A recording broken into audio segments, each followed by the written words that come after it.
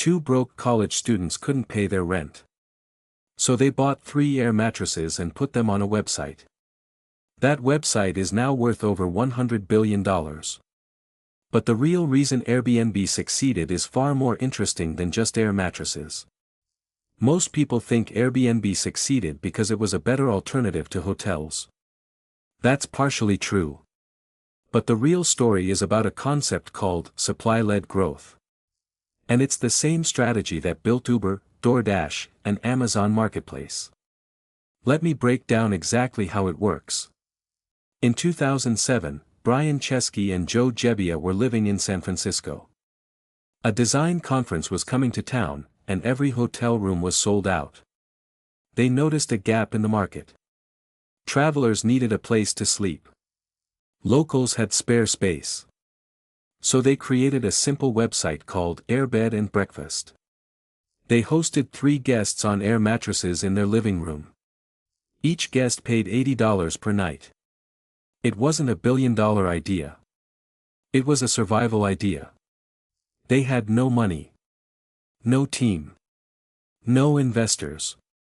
Just a problem they needed to solve.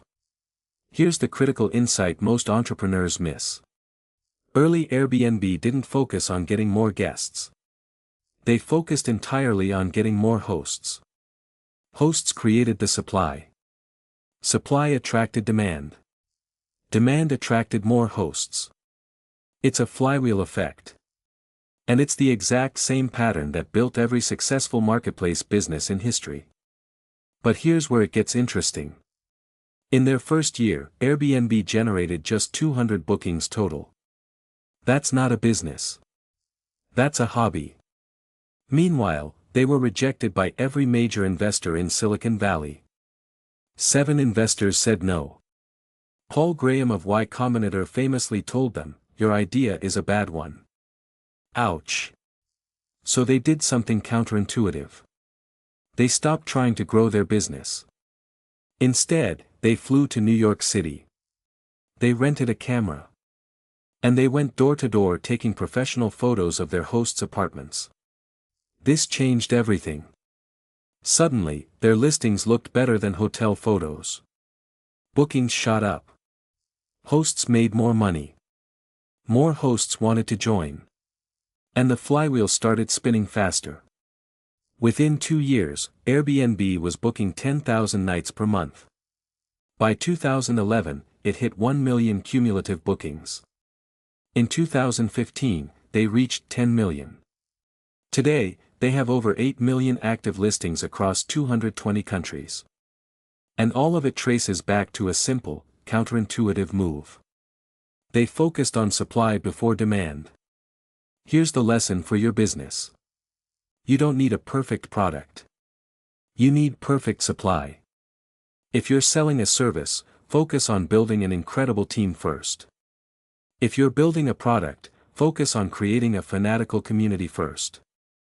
If you're a content creator, focus on building a portfolio before worrying about distribution. Supply creates demand. Not the other way around. Most entrepreneurs spend all their energy chasing customers. They buy ads.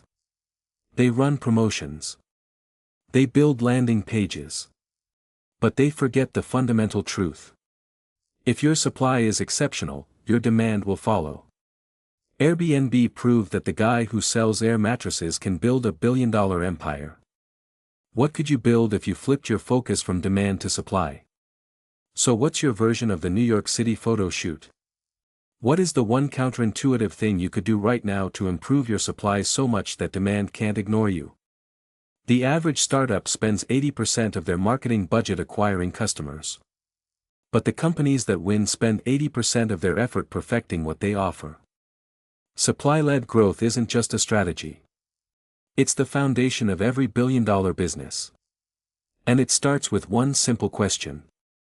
What can you build today that's so good, people can't help but talk about it?